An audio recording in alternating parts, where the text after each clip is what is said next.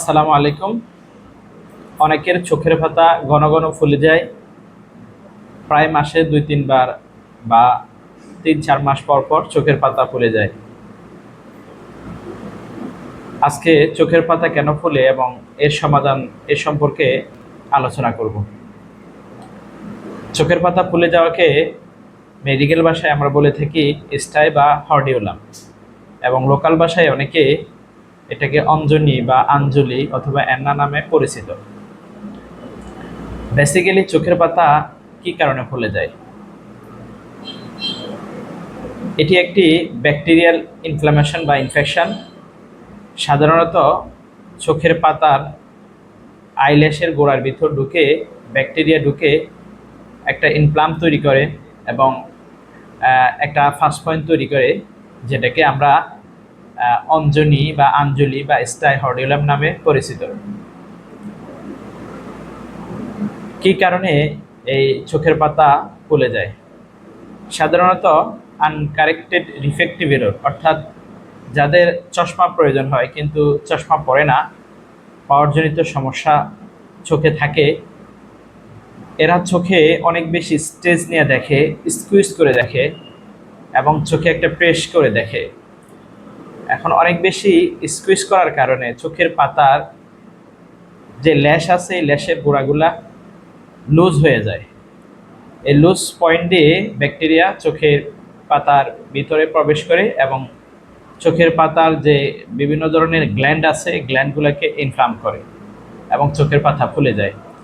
এছাড়া অনেকের দেখা যাচ্ছে বাহিরের ধুলাবালি চোখের পাতায় পড়ে, কিন্তু ভালোভাবে চোখের পাতা পরিষ্কার না করার কারণেও এটা হতে পারে, এবং অনেকেই বিভিন্ন ধরনের কসমেটিক ইউজ করার কারণে হতে পারে, এবং যাদের ইমিউনিটি ক্ষমতা দুর্বল তাদেরও এটা হতে পারে।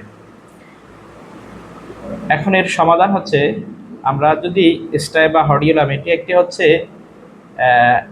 Acute inflammation.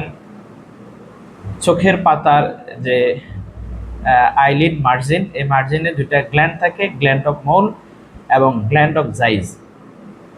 এখন দেখা যাচ্ছে যদি গ্ল্যান্ড অফ মোল এবং গ্ল্যান্ড অফ জাইজ ইনফ্লামেশন হয়, ব্যাকটেরিয়া এটাকে ইনফ্লাম করে, তখন লিড মার্জিন বরাবর ফুলে যায় এবং একটা ফাস্ট পয়েন্ট থাকে।